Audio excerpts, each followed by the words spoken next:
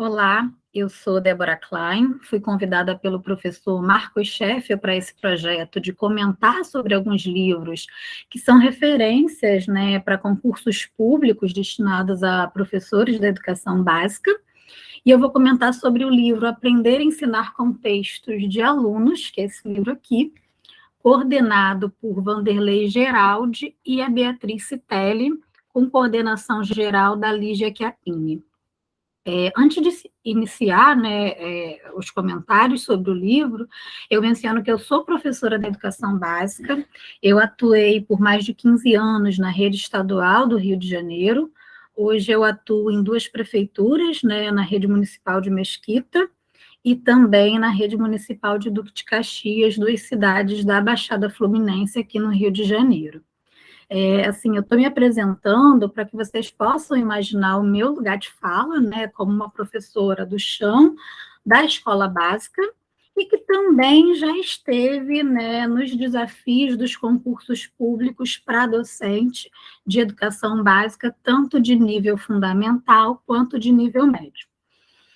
Feito isso, né, eu parto para o livro e eu elaborei uma espécie de roteiro para eu ir seguindo e me guiando e não me alongar muito na fala. Nesse roteiro, eu começo contextualizando a obra, né? E depois passo a discutir os capítulos do livro, que são 5. O primeiro ponto, né, que eu vejo como importante para mencionar é o tempo de publicação dessa obra. Essa edição que eu tenho aqui, ela é do ano de 2002, mas já é a 5ª edição. Então, é um livro publicado na década de 90 e que foi, ao longo dos tempos, se consolidando como referência para se pensar o trabalho com textos na educação básica, né? Ele foi sendo republicado em novas edições com pequenas mudanças. Muito provavelmente, quem desejar comprar o livro vai encontrá-lo em sebos, tá?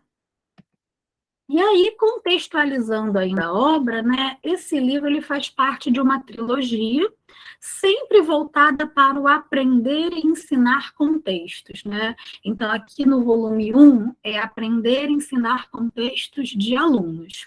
No volume 2, é aprender e ensinar contextos didáticos e didatizados. E, por fim, no volume 3, é aprender e ensinar contextos não escolares, tá?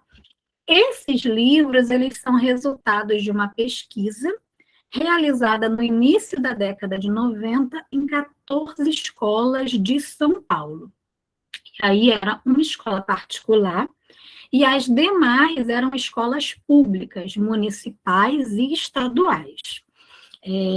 Essa contextualização é importante também para a gente entender o tom do livro, né?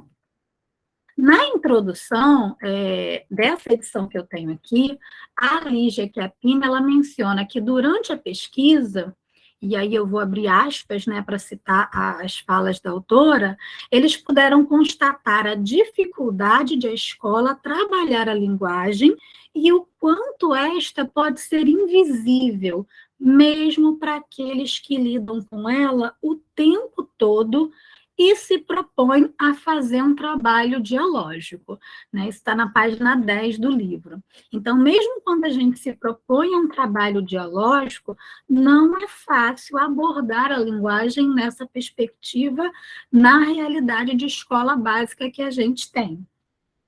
Então, aqui eu chamo a atenção para o apontamento nessa dificuldade de trabalhar a linguagem, para que a gente pense, porque, como eu disse, é um texto da década de 90. Será que essa questão foi resolvida lá nessa década de 90, ou será que ainda se mostra presente em nossas escolas?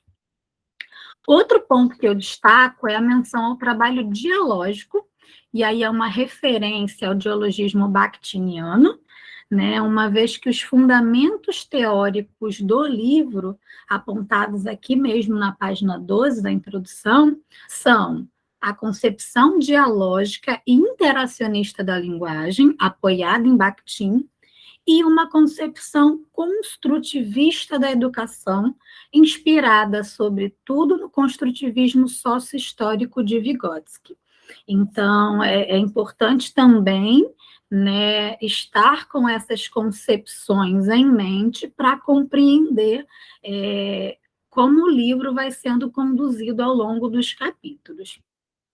Bom, ainda na introdução é mencionado como constatações da pesquisa realizada que a escola costuma enrijecer a linguagem em práticas de cópia, redação como atividade isolada, sem relação com o contexto discursivo, e a leitura vista como simples verbalização oral de textos. Então, assim, são práticas apontadas como problemáticas, né, e que motivaram um repensar sobre o trabalho com textos na escola, e que vai compor a proposta do livro, né? Então, a partir das observações na pesquisa, eles vão buscar esse repensar para o trabalho com a linguagem na escola básica. E aí, para finalizar essa contextualização e a gente entrar nos capítulos, eu destaco alguns trechos do Geraldi, presentes num breve capítulo ainda introdutório, né, chamado Da Redação à Produção de Textos, que me parece ser uma espécie de segunda introdução para o livro, para essa edição que eu tenho do livro.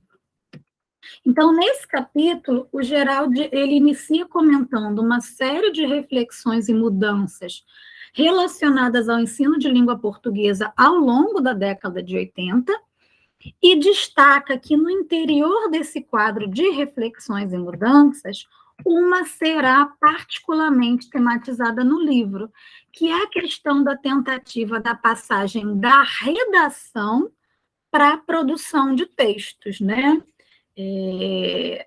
Porque não se trata somente de uma nomenclatura diferente, né? Um trabalho de redação escolar pressupõe uma atividade de escrita descontextualizada e que servia, ou serve ainda, né, meramente para correção e para nota escolar.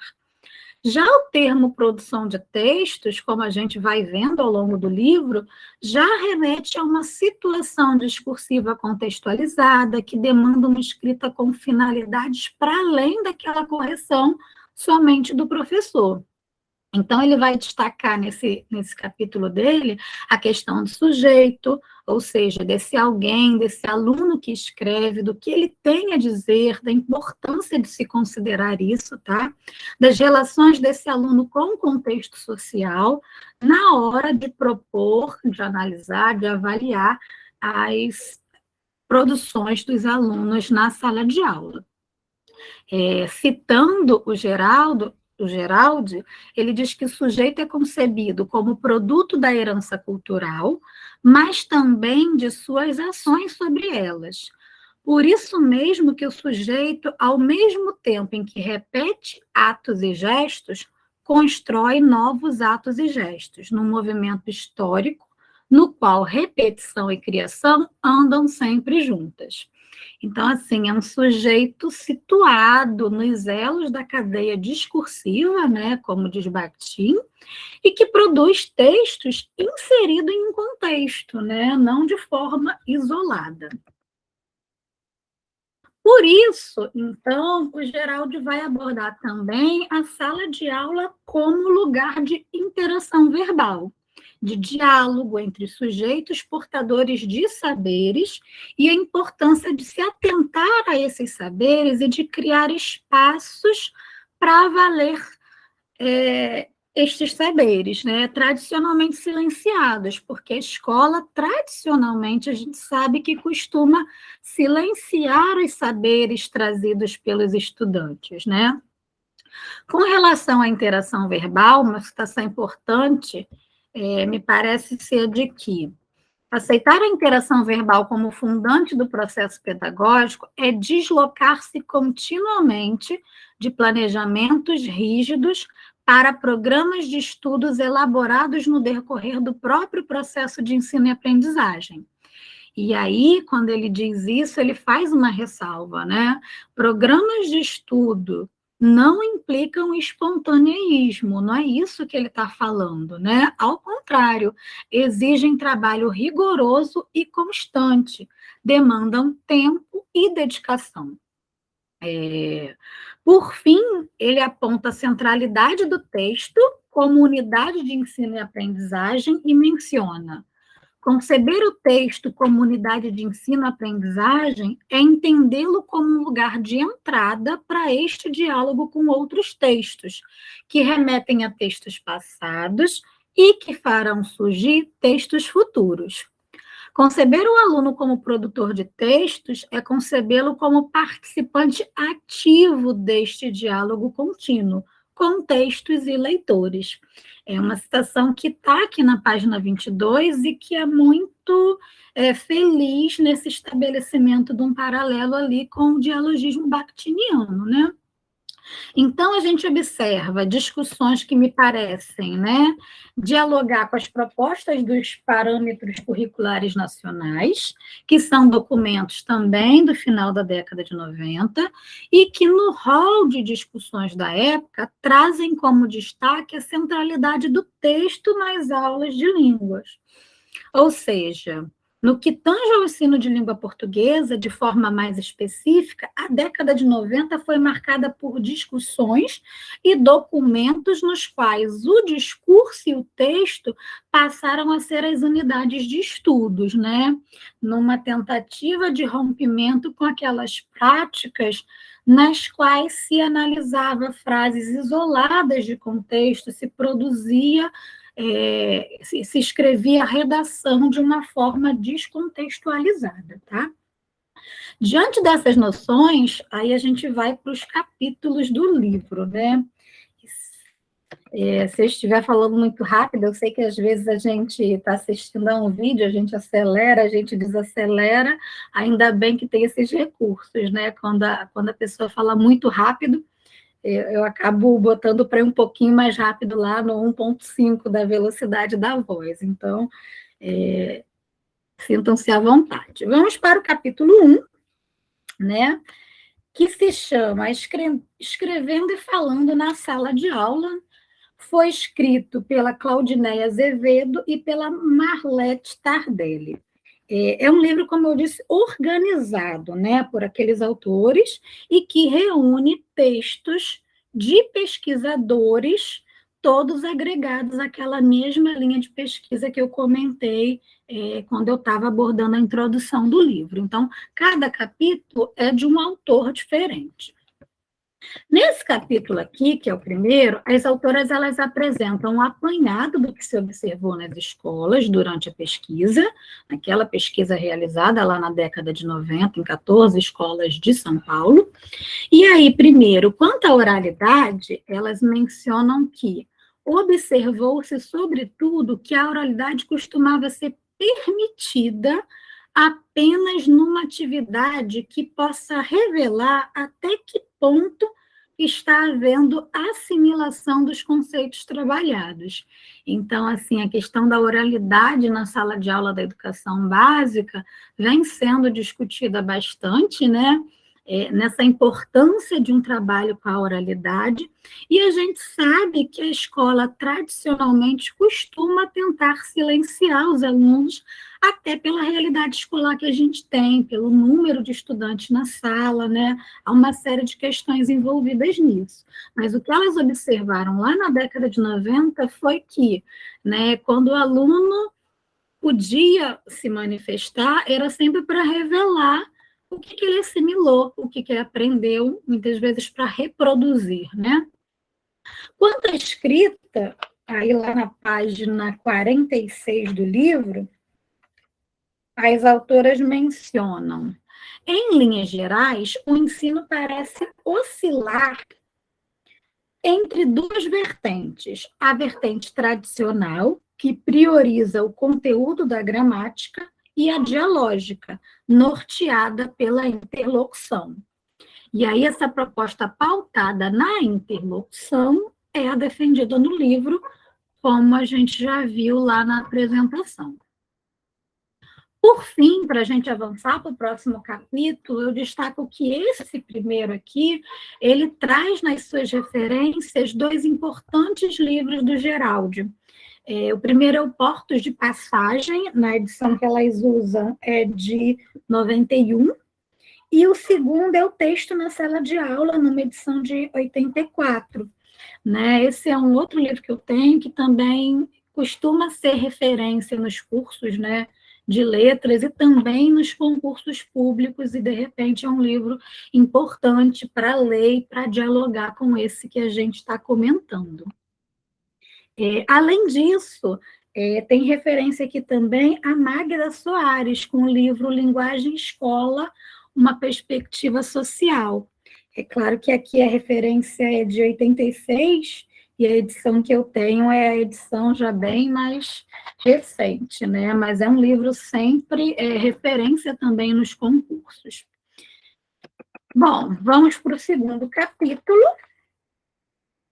que se chama Sobre o que se escreve na escola, e foi escrito pela Elisa Duarte Teixeira, que na época era bolsista de iniciação científica, tá? E participou da pesquisa. Ao longo dos capítulos, há mestrandos, há bolsistas de iniciação científica, há pesquisadores de diversos segmentos.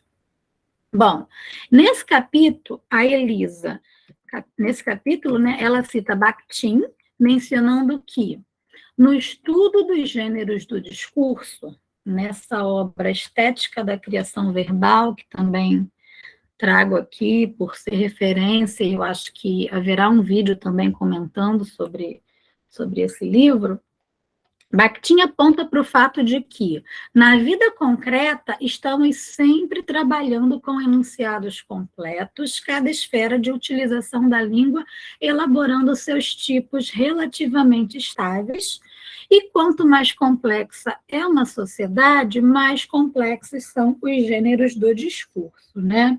Então, ela faz uma citação na página 60, apontando que é precisamente, né, a variedade de gêneros de uma sociedade complexa que a escola pretende incorporar em suas práticas de leitura e de produção. Tá?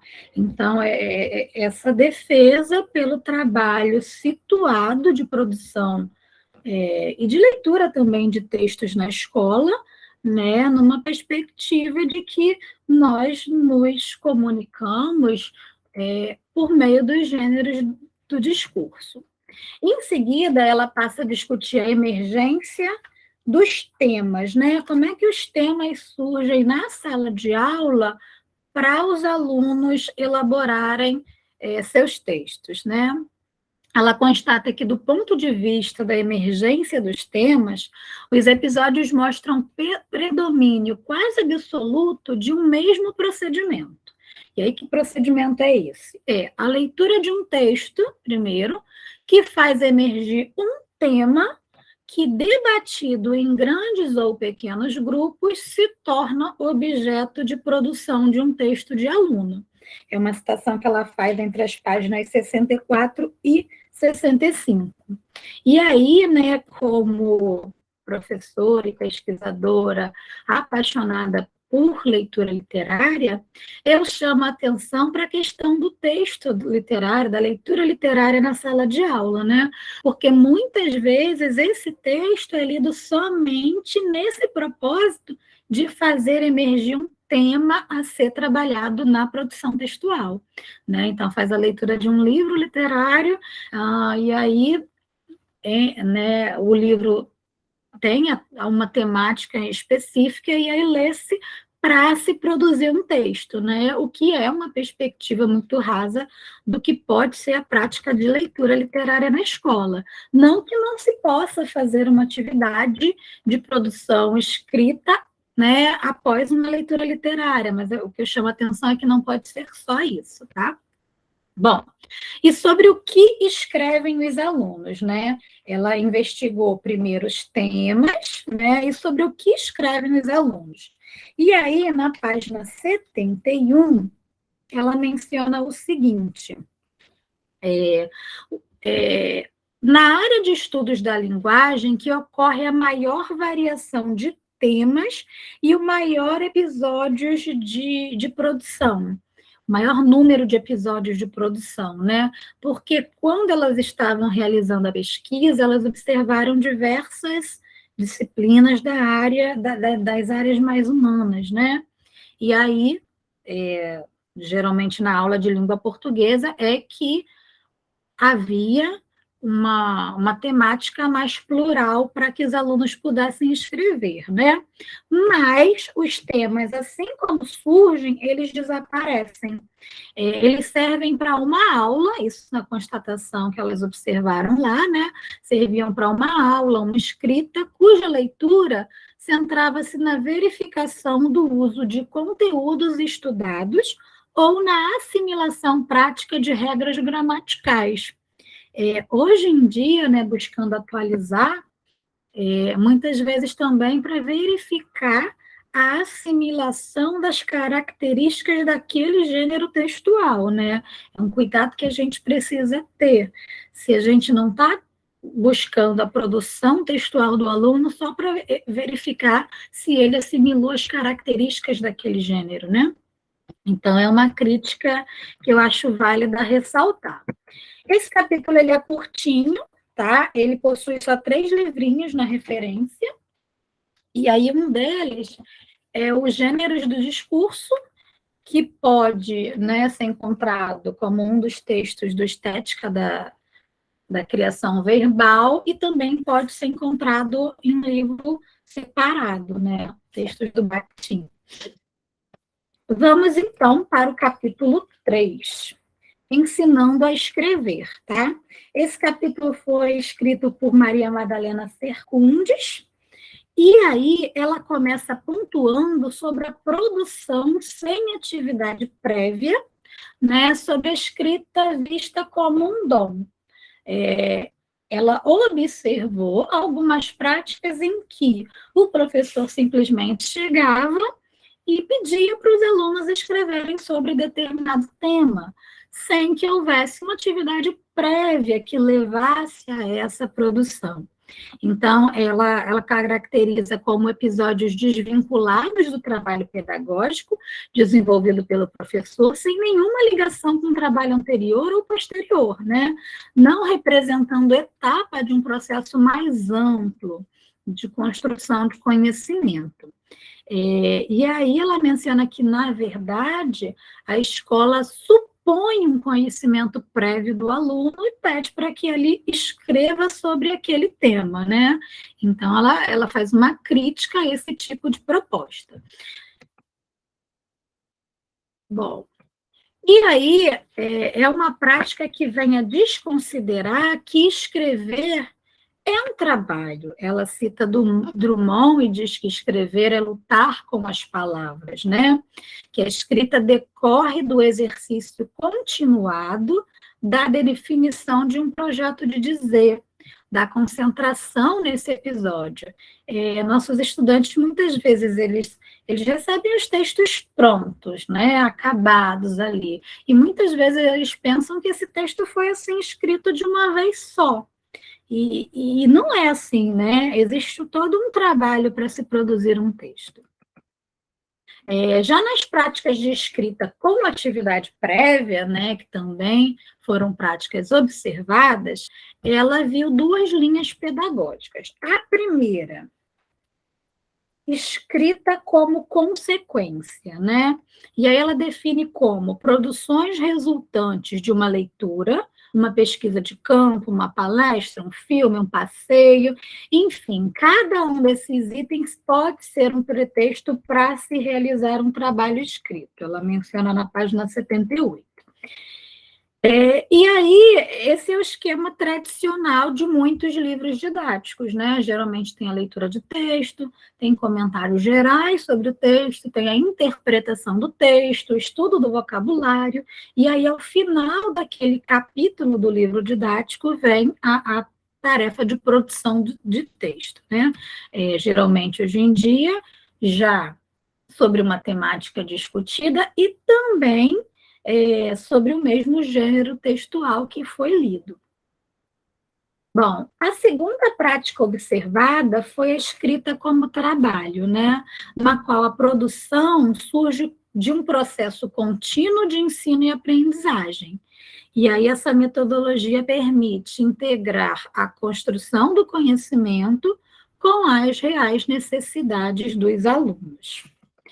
Quanto às atividades prévias, né, para produções que ela observou, ela viu leitura do texto, né, então é muito comum, como já mencionei, fazer uma atividade de leitura e depois a proposta de produção partir daí, e aí produzir parece ser uma consequência natural dessa atividade de leitura prévia, e é o que se chama de uma sequência imposta didaticamente, né? A gente tem que tomar muito cuidado, porque não é só por ler um tipo de texto, um gênero, que eu serei capaz de escrever dentro das características dali, né? Outra prática observada foi a conversa com a sala. Terminada a leitura, ela menciona lá na página 86, que não supõe apenas a de registro escrito, né? Surge um espaço para as falas dos alunos, e aí ela coloca falas entre aspas. Dessa heterogeneidade de vozes pode emergir um novo, o desconhecido, a fim de enriquecer todo o processo de aprendizagem. Então, a prática que ela vem defender. E aí ela faz uma ressalva importante, né? Porque em alguns casos o professor acaba homogeneizando as falas, né? Ele acaba detendo todo o tempo de fala, monopolizando, né?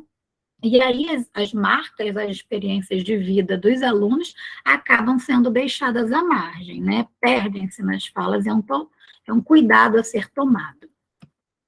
Bom, seguindo essas práticas, costuma vir a produção de texto, né? E aqui eu destaco um trecho da página 92, que diz: é indispensável que os alunos escrevam sobre os fatos vivenciados, porque há possibilidades de aparecerem no texto as contradições entre os interesses de classe ou as contradições entre o que vivem e o que almejam, tá?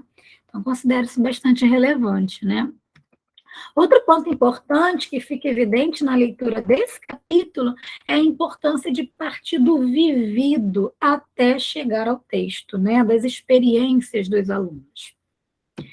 E aí, avançando, né, a gente já está indo para o fim, faltam apenas 2 capítulos. O capítulo 4 se chama Reescrevendo o Texto, a higienização da escrita, um capítulo da Conceição Aparecida de Jesus. Nesse capítulo, ela vai discutir o trabalho com a reescrita na sala de aula, né? Num diálogo bem explícito com aquele livro do Geraldi, o texto na sala de aula, ela estabelece muitos diálogos com ele.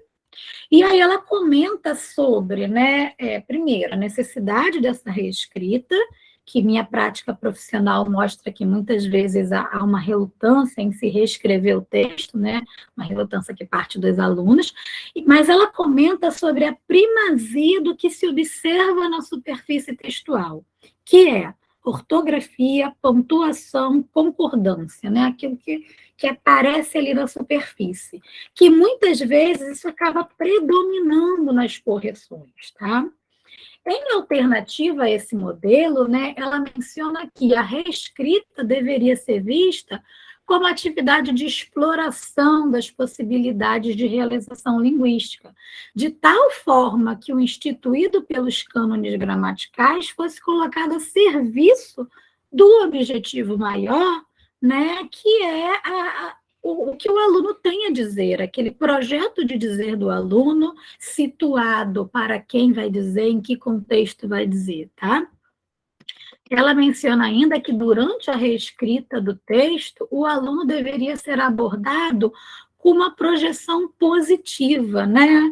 Uma projeção que considerasse a relevância dos problemas linguísticos apresentados, mas em função da plenitude dos objetivos do texto.